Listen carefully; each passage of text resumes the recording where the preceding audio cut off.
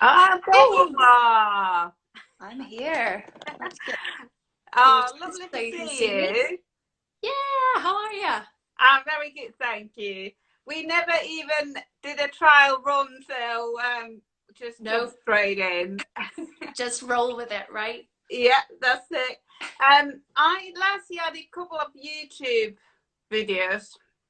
They weren't live, but they might as well be live because I didn't edit them or anything. And I've been trying to get back into it because I really enjoyed it, but it hasn't felt right. I No, think it's this, hard with the shop being closed, isn't it? yeah, it's been really strange. And December was so busy, I didn't have time to do it. And I've been trying to do it. And then I thought, I know what's missing. There's no one around. There's no people, yeah. So I was so pleased when you said yes when I asked you. Yeah, I needed something nice to look forward to, so here we go. Yeah, it's Wrapped been up. brilliant. It's been absolutely brilliant Yeah. because I've been so intrigued about what you do, why you do it, how you do it, because we both absolutely love wool, but our approach is very, very different, and what we do with it and why we do it as well is very different. Because I knit as a hobby, and I knit to patterns. I'm not very good at following patterns, but I always start with a We pattern. have that in common, Pirjo. I don't do patterns either or follow instructions well. But yours is art, and it's you could start with any amount or any color, or that's why I wanted to chat to you, because there would have been there's loads of people who I want to chat to, but I think because of the wool connection, I wanted to chat to you. But before we start, have you received anything in the post? I haven't received your package. I'm Oh so I know it didn't make it, even though it's gone from Lincolnshire to Lincolnshire. no! No Oh, such luck. mine came the next day. But don't worry, I have chocolate. Oh, that's brilliant. As long as we've got chocolate. I ordered both of us some chocolate from Paul, who used to stock in the shop. Okay. And absolutely miss Paul's chocolate so much. I've never actually made it to his shop in Curtin and Lindsay yet, and I always said that I would, but I've never made it yet. So I thought I'd order some online. And mine came next day. I think I ordered it on a Friday, and mine came on Saturday morning. It's because we only set this up, what, Thursday night, right? Yeah. You're like, do you want So to there wasn't much time to do it. But mine came beautifully packaged. I've got some chocolates here. What flavors do you have? I've got some truffles, I think. If I can open it. Oh, it's very well sealed.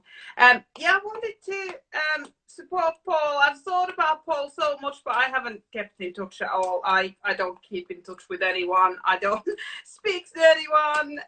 Why we have Instagram, isn't it? Yeah, I'm very content in my bubble. Oh, they're lovely. Here they are. Comes with a little. Oh my goodness, they smell lovely. Yeah, sorry, you've got to just look at them since it's been quite common time. Oh, I've just turned one of them upside down. Look at the colours. Oh, they look yummy. And I've got my favourite, which was always my favourite in the shop as well, is the salted caramel plum. Oh, yum. But yeah, Paul went to, he had always had a dream to have his own shop, and opportunities came to, for him to buy at this amazing shop in Curtin and Lindsay. So you've got to have a look at his page on Instagram. Yeah, I will. And see pictures of the shop. It is just beautiful. It is a dream. So yeah, at least I've got some chocolates to nibble at now. But how did your yarn story start? Why? Yeah, I think one of the first things I felted was some jellyfish to go into my bedroom when I lived in America. So we had just moved into a new house and I painted massive jellyfish on the walls. And then I made some felted jellyfish because whenever I knit anything, it turns into something that looks like a tentacle.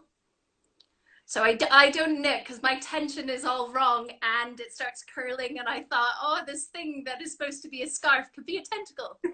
Oh, so I how old were you then?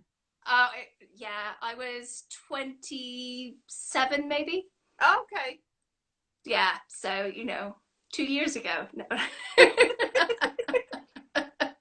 I bought a kit to start needle felting because I had read that people were needle felting on their clothing to dress it up. And I just thought, you know what, I could decorate these jellyfish with some needle felting. So I bought a kit and started poking things. So I made some jellyfish. I added some blobs to some textiles, stitching pictures I was making that had squids in them and things. I'm kind of into under the sea type thing. And then when I moved to England 11 years ago, there was just sheep everywhere. Didn't have a job. And I did go through various avenues to become a teacher here, eventually deciding that I didn't want to become a teacher here because the classrooms are tiny and they stick like 35 kids in them. Did you do teaching in America? Yeah, so I was like a pre-K teacher, which is 5-year-olds, which was brilliant, and I loved it. But it didn't feel the same when I went for interviews here. So the job center eventually said, well, you know what, have you ever thought about running your own business? And I said, no, I don't know anything about business, and they're like, oh, that's okay, we'll send you on some courses. So I went on some tax courses. They gave me a mentor, which was a lovely old guy who had been in business his whole life. I met with him once a week. And I started teaching all sorts of craft classes at the hub in Sleaford. Wow, I didn't even know that Chopson's yeah. offer that sort of and oh, that's brilliant. People really connected with the needle felting. It was something that I could teach that was really cheap because I could get a fleece from the farmer in the village, wash it, get some needles, a bit of foam, and teach people how to felt very easily because I was living in my mom's shed at that time. So I didn't have much money. I just wanted to teach, and teaching crafts came easily to me because, like you, I've done crafting my whole life. So, so yeah. And then, after 2 years of doing that, I just decided to focus just on felting and not do lino printing and mosaic and jewelry making and all of that. Oh, wow. Yeah.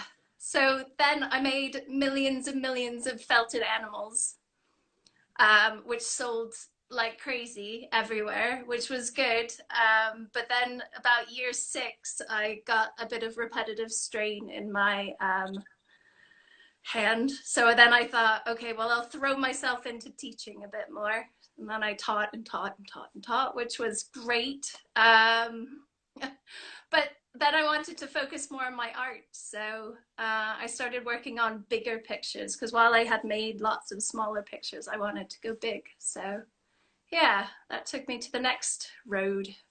Oh, that's amazing. And it's been an amazing journey this last year. I think yeah, definitely. What's inspired you to after lockdown? Yeah.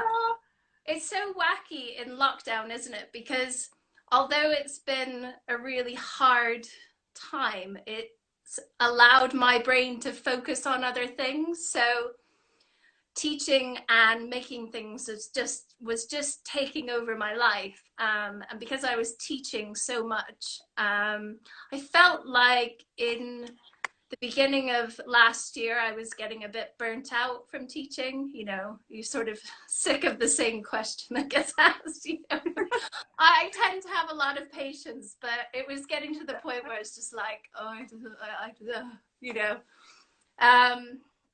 So lockdown sort of came at a good point, because all of a sudden, everything that I had planned for that year was not going to happen, you know. So I had, you know, I was teaching 5 to 7, 8 times a week, and then it was not happening anymore. And then my brain was like, okay, what do I do now? And, you know, I'm part of this networking group, and we had a meeting on Zoom, and I just bawled my eyes out for like, you know, 10 minutes, and everyone was really supportive. So like after that, I was just like, okay, I've got a block of time. What can I do in it? And that meant I could focus on something that I wanted to focus on, which was the designing side of things.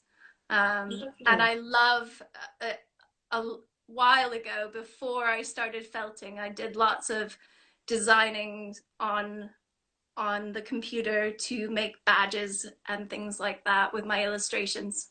Yeah, yeah. And so using the same software, I could take the photographs of my felting and play with them and then create things out of them. So then, you know, in the summer, we got that chunk of money from the government, you know, for the self-employment scheme. I've never had a chunk of money like that in my life. You know, I make, you know, my bank account usually has about £10 in it. And, you know, I just put a little bit here and a little bit there. Yeah. And then I'll get paid for teaching, and then I'll buy some more wool, you know. And all of a sudden I had, you know, over £1,000. And I was just like, okay, well, you know, I never have that rational side of my brain that says, you know, save it, you're going to need it. Keep it for a rainy day. This might go on. It was, oh my gosh, got £1,000, you know. And I thought, okay, I've always wanted to create merchandise with my artwork. So I've got this sum of money, let's try it out, you know. And so I spent, you know, 3 or 4 months just buying different products and designing different products and finding something that was as high a quality as my felt work was, so that I wanted to offer. Did you have to upload the image onto somewhere and then they will send you a sample? Yeah, something like that. Yeah, because a lot of the companies I order through have templates. So I play around with loads of different ways of cropping my images to fit the templates, and then figure out and then order. It's not usually samples, because I'm not a big enough company. It's more like I'll pay for it and see what happens, and see what it looks like. Yeah, so it's been a journey from then. Oh wow, it is. I've got your chopping board with the moon. Yes. Is it Shalini's? Yeah. I just love it, and it's just mind-boggling how you can create such an amazing image. It is like a painting. Yeah. But so I've got this one that I'll show you here. It's the smallest one that will fit into the screen. And light shines on it, but you can see there's a moon in the middle. Oh yes. And there's 9 hairs going around the outside. So that's the original piece. And then from that, because I get them printed, there's a printer in Deeping, and he's lovely. He works out of his shed in his back garden, and he's got like amazing high quality printers, and he prints for loads and loads of artists. So the first one I started was with the Great Barrier Reef that I did a couple of years ago. Massive piece. I remember doing that. So that the print and the original next to each other look the same. It's amazing to me. So I buy a print from him, of course, and I pay him to do that. And then I also ordered the JPEG from him, so that it's really high resolution. Yeah. because every other photo I take is with my phone. And while it's good-ish, it's not amazing. So, No, you know. and then when you are doing something with it, like Yeah, so I've got my glass one here of the same design. it is just amazing. And on You mine, know, the copper moon in the middle of it is just so cool. It looks just like Shalini's copper moon. it So does, cool. it does. I've got the moon on mine, and it just looks so realistic. It really is amazing. Yeah. So then recently I've made scarves with it. This is so cool. I haven't seen these in the flesh yet. They just came out right before lockdown period. Otherwise they were going in the shop. Oh, that is lovely. Such a lovely size. And then I got some money for Christmas from a family member, and I just thought, you know what, I'm going to try and buy some lamps. And I've had some of my designs made into lamps before, just a couple, just to see how they would go, and they did sell. So I just thought, you know what, so this is like massive, but oh, that is, and it's got wow. It's so cool, and it's so detailed. Again, you can see that lovely moon. It's amazing. I'm so excited about those, but I did take photos of them with my phone and they look awful. So now I've decided, I started having some professional photos done of my work, and that really helps. Yes. Look amazing, and I can't do that with my phone. No. Oh, lovely. Yeah. And it all started from the knitted tentacle. Yeah, exactly. And jellyfish, and you know, I feel like. Do you still have it? I do. Yeah, it's in my memory box, definitely. Oh, lovely. That's brilliant. Yeah. So I wanted to show one of your little sweaters. A lot of people who are joining in and watching this probably know when I say, and Pirjo makes the loveliest little sweaters, and that's the woman. That's me. That's me. I don't think I've got any little ones because I haven't seen him yet. I know he doesn't have a face yet. And the bear is cool. And the hat. Oh my I know. goodness. Yeah. That's lovely. Oh, brilliant. Have you finished your peacock? Oh, where do you start? Yeah, I guess. Do you still get your fleeces from the neighbour farmer? village? No, I don't do that anymore. It got to the point when I was teaching that it took, and you can probably ask my mom about this, is that when I washed the fleeces in her bath, the gross stuff that came off of it was not the most pleasant thing. So that, you know, even when I did them outside, drying a fleece is a really lot of work. Yeah, so eventually I got a trade account with World of Wool and ordered like I ordered like 20 kilograms of wool at a time, and I would go through that teaching in about 3 months. Oh my goodness. Do you order like rainbow colors or do you dye them yourself? I mean, because my most popular workshops are making animals, I would just order loads and loads of natural colored wool. So this one being my favorite one, which is Shetland wool. And because it's hair color, and what do I make? Mostly it's hair. Yes. So it works perfectly. Yeah.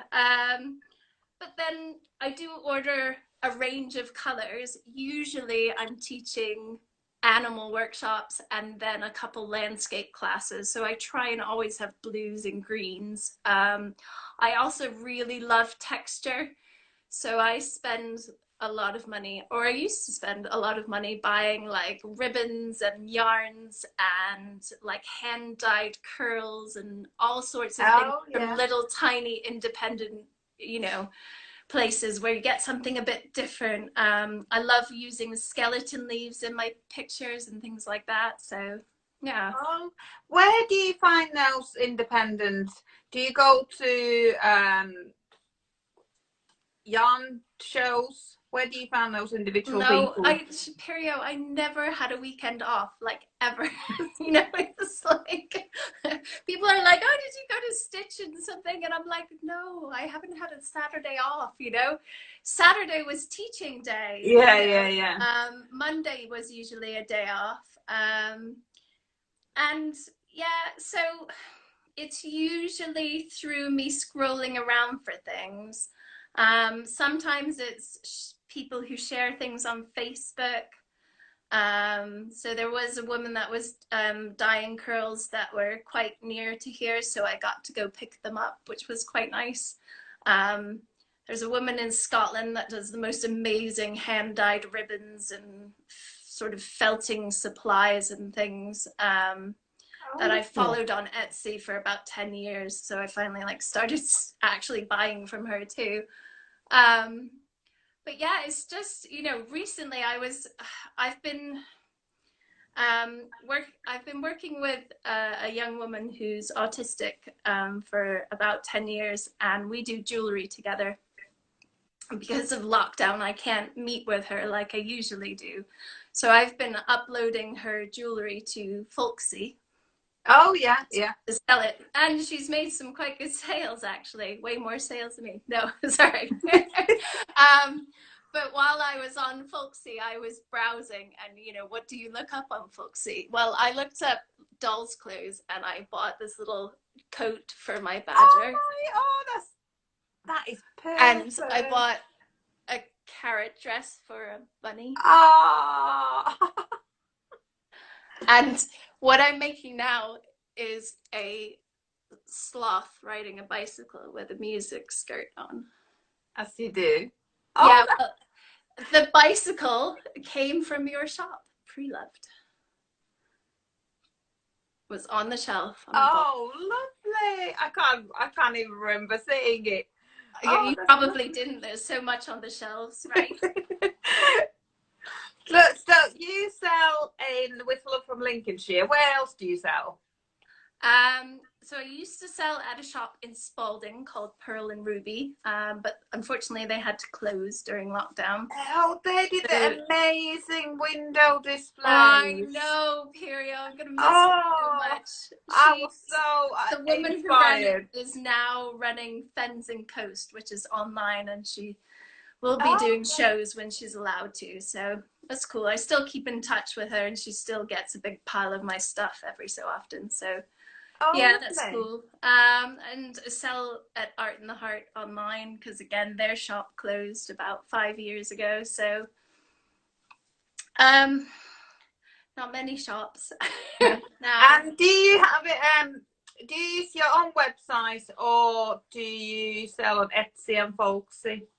I sell mainly off of my own website, but I do. I did just open a Folksy shop just to get some new people to look at my stuff, you know. Yeah. Where do you think your online sales come from? Do they mostly come from Instagram or Facebook? I think they come mostly, everyone who orders from me is someone I know, someone I've met. You know. So my goal is to get into some new shops.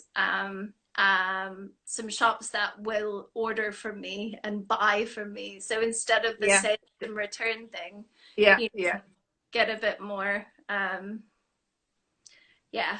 But you know, there aren't any shops open at them, so they will be. They will be. Yes, I have my peacock here. Oh. Now the peacock is weird because I don't really like him that much, but when I posted him on Facebook, everyone was like, oh my gosh, that's the most amazing peacock I've ever seen, and that's your best piece ever. And it would have been one that I I just pulled off and put it all back in the box. Oh no! You know when you go to Sleaford, just on A15, just before the roundabout on the right hand side, there used to be a peacock. Did there? About,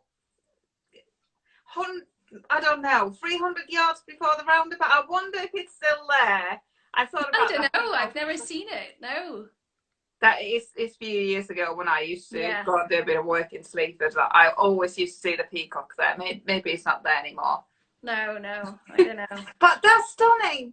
Is it finished? Maybe. This is how our approach is completely different.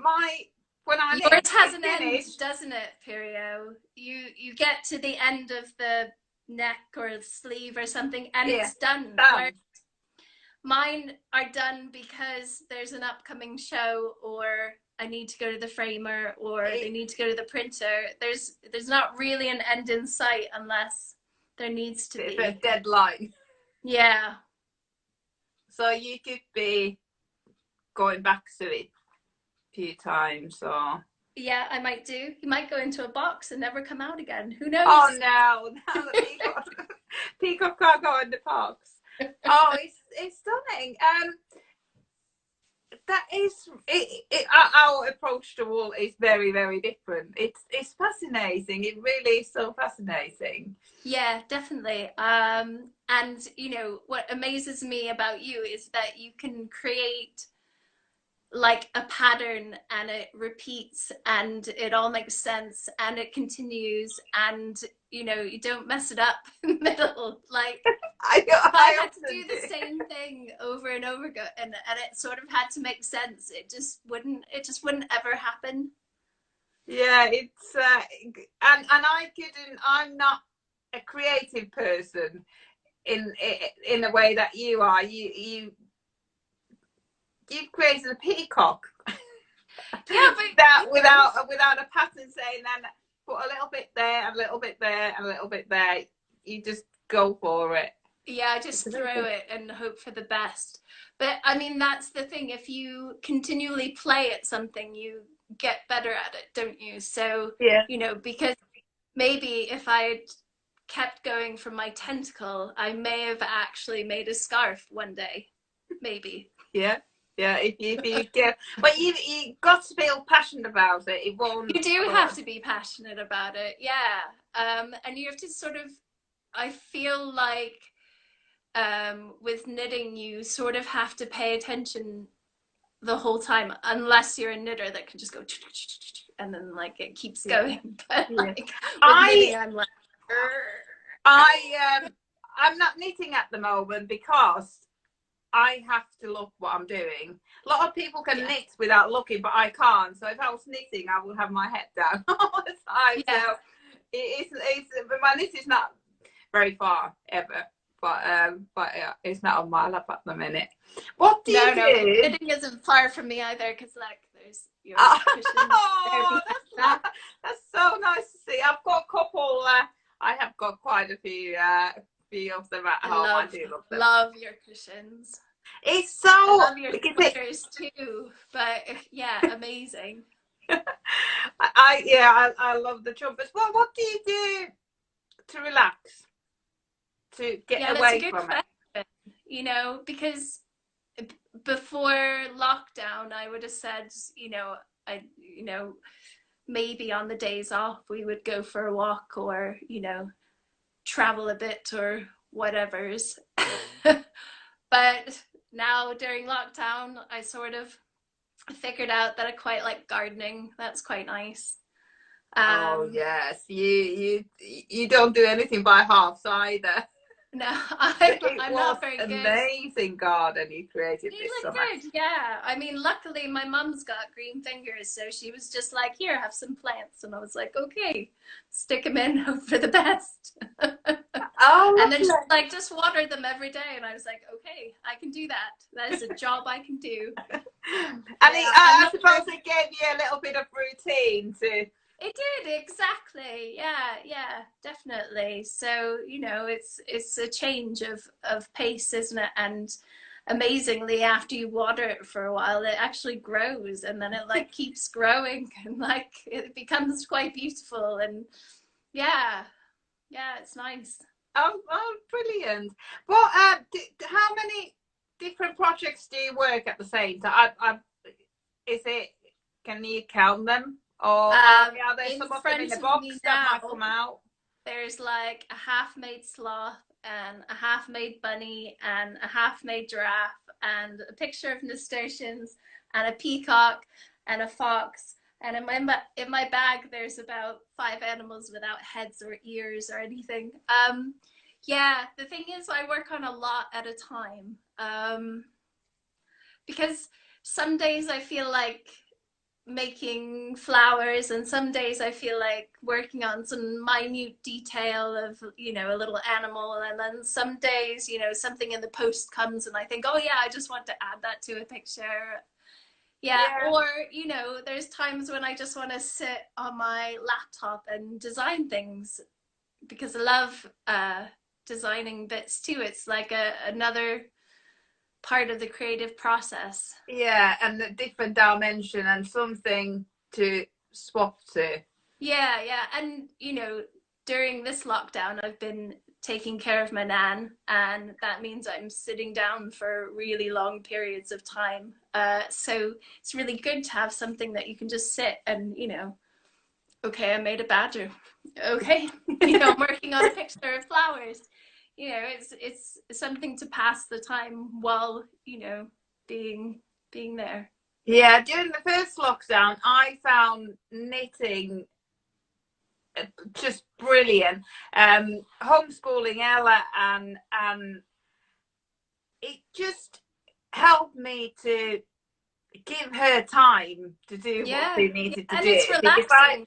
I was sitting next to her, and it just helped me to stay calm and give her a bit of time. It works really, really well. Really well. So what are you knitting at the moment, Pirjo? I am knitting.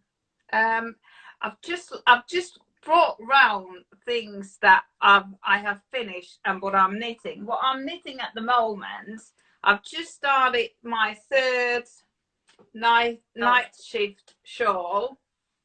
I have knitted 2 before, and I love this pattern, but it's my 3rd one. I just can't follow instructions all the time. So how do you? I had to start it 3 times. Where did you start? At the tiny end? At the tiny, you cast on 6 stitches, and then you increase all the time, without giving the pattern away. Mess up in the middle. It's stuck in the middle. You're never supposed to do this. Is against all the rules. You never ever leave your knitting in the middle of the row. Okay. You always go to the end and then you put it down, but I don't really follow any rules. That's why I'm self-employed, I suppose. No one would have. Exactly. But yeah, it's I love it. My first one I knitted was with I think that was 100% wool, Drops Big Delight, I think it was called, and I felted it in the wash. Oh no. Because everything goes in the washing machine. I don't hand wash anything. The second one, which I wear all the time, is with Finnish yarn, the Vita yarn. It's Aran weight, same yarn as this one, but it's sock yarn, if you like. It's super wash. It's got 75% wool and 25% polyamide, I think it is, for strength, because it is designed for socks, really. Welly socks. That's what we wear in Finland. So I decided to knit this with the same yarn. Is that one colour of wool, or is that? The background is one colour so far, but I'm on section 4.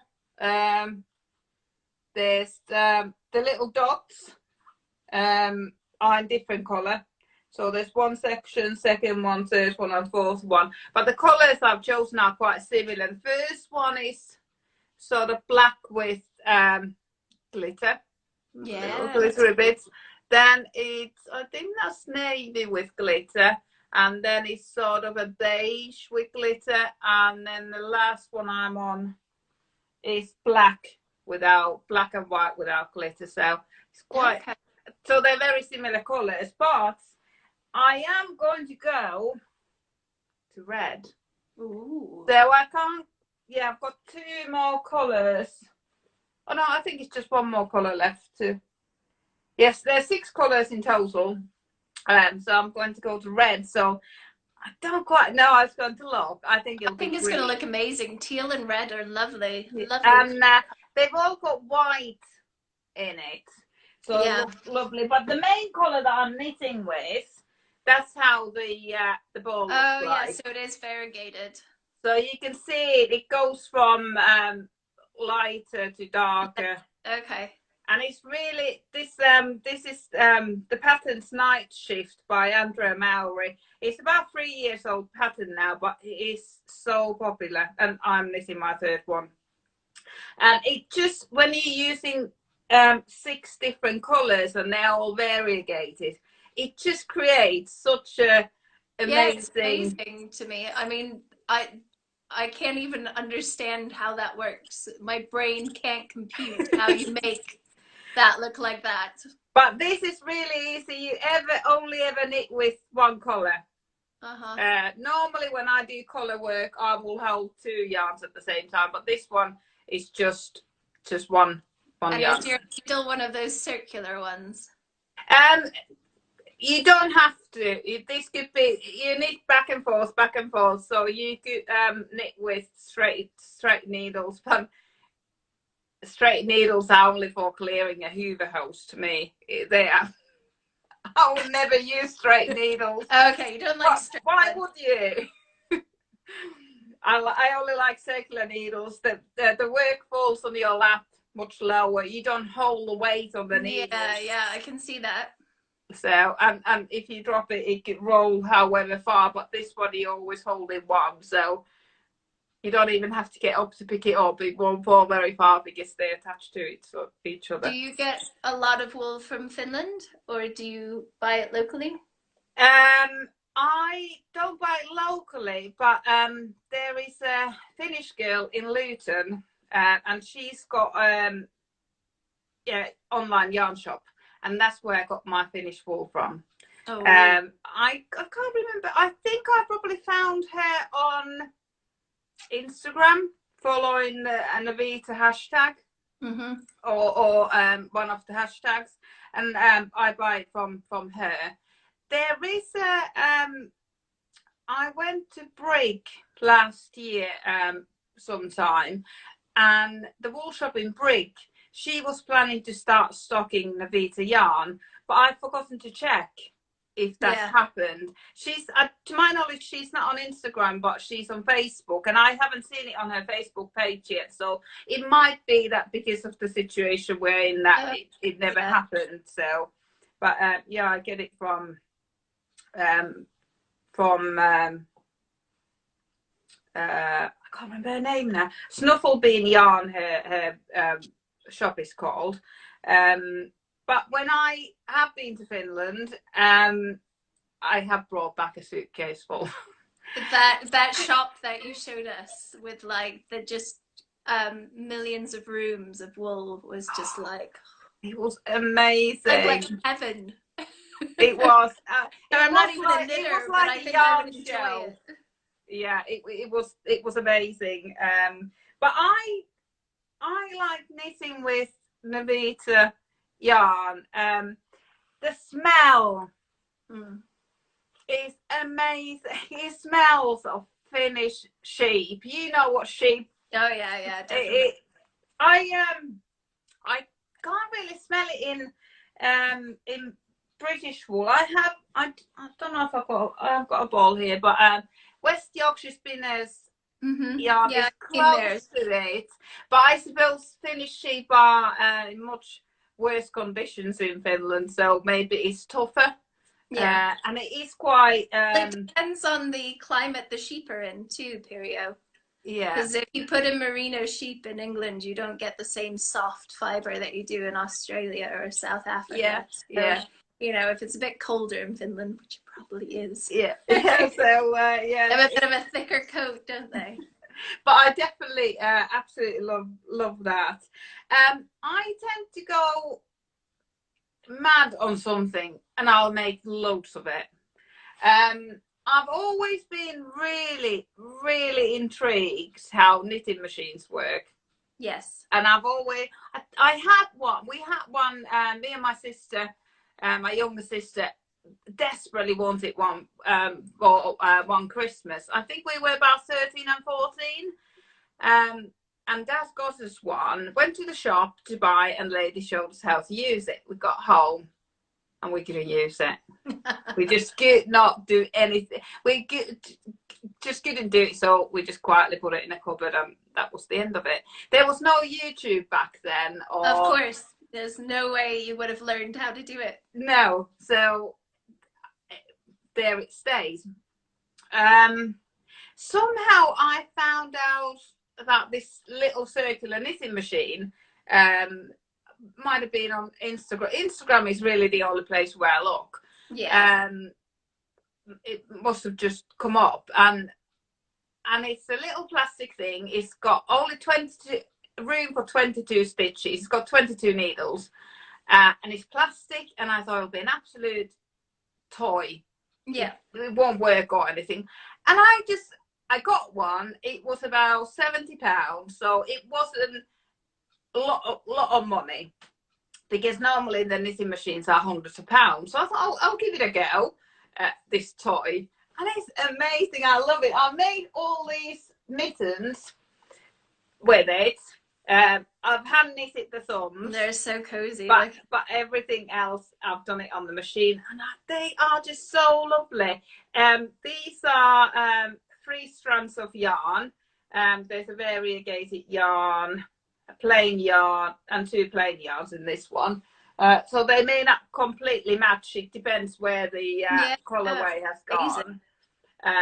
But I absolutely love making them. I think I made 16 pairs in a couple of days. 16 pairs in one sitting. Ella didn't learn anything that day, huh? I think it took me about, I timed it about an hour and a half per pair. But there was one pair that took me 3 hours because I. How many pairs did you make in one day? Maybe 5 one day. Was that on the first day when you got addicted to it? It got worse. Yeah. it got worse until I ran out of yarn, because I don't generally have much yarn. I'm very, very good, so I ran out of yarn. Yeah. And then I went back to I've been knitting Mark his first ever jumper. So then I went back to it. I love that. It looks so cozy. It is. I'm really pleased with it. He hasn't worn it yet, but he said that he's very pleased with it. So we'll see if he'll wear it. It does look at the moment a little bit like a fisherman's jumper. It's it's very bumpy, because I haven't blocked it or washed it yet. But I knitted one for myself with the same yarn, and the yarn just blooms in the wash. I love it. Yours is so beautiful colours. These are the leftovers. I asked for this yarn for Christmas. It's Rowan felted tweed. Nice. Way over my price range, but I asked for it for Christmas, and I got enough for 3 jumpers basically. So I've made 2. I think I've got enough for 1 more. So I didn't use this yarn for the mittens, because I think if I weigh mine and Mark's, I'll be able to see if I can knit another one, or maybe knit Ella one. Yeah. But yeah, I've just finished that one. I have gone a bit bonkers with jumpers, to be honest. I didn't get an advent calendar this year. Every year I think, right, I'm going to get one of these yarn advent calendars where you get a little bit of wool every day, and you can do whatever you wish with it, or sometimes they come with a pattern. And I'm never organised enough to order one in August when you're supposed to order them for dyers to dye them. So it gets to December 12th and you're like, oh yeah, it's Christmas in like where's 12 my days. calendar? So I and towards the end of November I ordered some yarn, and I thought, right, I will knit a jumper for me as an advent calendar, and I did, and this is the one, and I love it. But this is the cheap end of yarn. This is sock yarn as well, and I love them both, but the stitch definition and how it washes and wears, there's a huge difference. You do get what you pay for, but I still love this one. I wear it every day. It's been in the wash no end of time. Every time I make something, there's always things to improve and do differently. On this one, this is ladies flea cardigan, I think it's called, because these little things are called fleas. But I adapted, I made it a jumper. I'm not really a cardigan wearer. I've made quite a few cardigans for me, but I'm a little bit of... You're petite, Pirjo. You don't need cardigans. But this jumpers look lovely on you. I do love jumpers. And this one, the yoke, you often knit it all, the colour work, you often knit it all the way to here, because you start at the top and you knit in the round, and then you split for the sleeves, and you often knit the colour work all the way there, like on marks. Knit it all the way there. But when I finished about halfway there, it's quite slimming. I think it's very slimming. So when I knit more colour work jumpers, I think I'll do the same. I only go down with the colour work so far. It's nice. Yeah. But this one, all the time I was knitting it, I thought, right, I must move the end of the row to the shoulder. Yeah. And then it'll be on the side here, on the arm. And I thought, I'll do it on the next row. I'll do it on the next row. And I never did it. So right in the middle of the back, you see, it looks a bit like a seam, but it's just where the row jumps. I think it's called a jog. I don't think anyone would notice it, except you. But next time. On this one, I moved it. Although it doesn't matter so much because the colour work ended here anyway, and it was on the shoulder. So this one doesn't really matter where it is. But I tend to go jumper crazy. I've knitted Ella 2 jumpers. These were before Christmas. I had some yarn left. I love when you both come into the shop and you're like decked from head to toe in knitted gear, and I just look at you and think, you guys are the coolest mother and daughter. I'm so pleased that Ella still lets me dress her, and she'll wear whatever I give her to wear. Funnily enough, she always asks who made it. She never asks where's it from. She always asks who made it, and I think that is lovely, and hopefully I'll be able to keep her in handmade clothes as long as I can. I used to make her dresses when she was smaller, but I just find it difficult because we live in a small house and I have to put the sewing machine away. It's on the dining table otherwise, and it's just it's not knitting. I can have it in the bag. Shop. Yeah, it's much easier knitting. Last year, I knitted a lot of socks as well. I went mad for socks. You made for all your Christmas presents, didn't you? Yeah, they were all socks. I made my sister in the first lockdown. I made both my sisters and their families socks. My younger sisters, their family of 5, and my older sister, their family of 3. And then I knitted my dad and his partner some socks as well. And the family of 5, their socks were missing in the post. Oh no! They never got there. It was right at the beginning of lockdown, I think. So there were huge problems everywhere. But I wasn't too... I thought I would be heartbroken, but I had the enjoyment out of it knitting them, so it didn't really matter. So I just knit them some more. But a lot of people say to me, don't how do you part with what you make? And I'm like, well, once the idea's out of my head, it's on to the next thing, you know. You've already moved on. Yeah. What is the next thing? I really want to do another huge piece. So like my Tree of Life and Great Barrier Reef, you know, they were massive pieces that were bigger than me. I really want to do a pond. Whenever me and my friends go to Barnsdale, when we're allowed gardens, and have a look around, I take a million pictures of the pond scum. I really like pond scum. I really think it's a really cool texture. And I try and achieve it in a lot of my pictures. But I feel like if I did a pond that was like huge pond, I could do such cool pond scum. And maybe some koi fish and lily pads and things. I love ponds so much. I really want to dig a pond in my garden. That's my goal for the spring. If we're still locked down, I'm just going to dig a big hole and make it into a pond. Oh, brilliant. Oh, how exciting. Yeah. Would you have fish in it? No. I have bad luck with living creatures. I had fish in a fish tank once and they all died on my birthday. So I was just like, nah, I won't have fish anymore. I mean, whatever goes in there, that's fine. You know, snails and things come naturally, don't they? I just want pond scum and water lilies and I'll be sorted. Oh, lovely. Oh, that's a brilliant project for the spring. Exactly. Yeah. Oh, lovely. That happens. Who knows? Oh, fab. Hopefully we'll be out of lockdown and, you know, we can do whatever we want to do. Yeah. I think the only thing I've regretted not doing before are things that I didn't do. Yeah.